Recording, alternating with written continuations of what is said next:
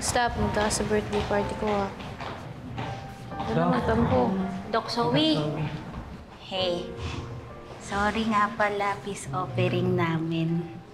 Sana wag mo nang i-wish na masting kami ng jellyfish. Sorry, Zoe, ah. Tsaka magpa-party pa tayo. So, peace na. Peace na, peace. Sige na, peace offering namin. Kayo talaga? Bati na kami. Kayla? Tayo!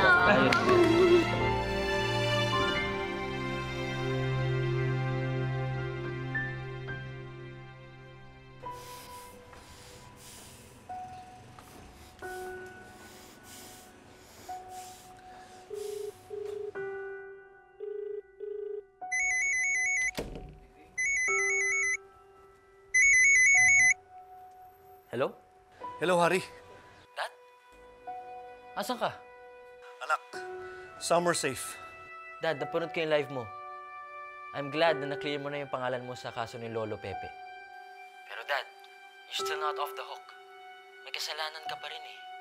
Kailangan mo pa rin pagbayaran yung ginawa mo kay Tita Irene. Kaya sumuko ka na. Pero anak, ayaw kong makulong. Lalo na ngayon, hindi pa nauhuli si Moira. Sigurado ako, may gagawin siya kay Lynette.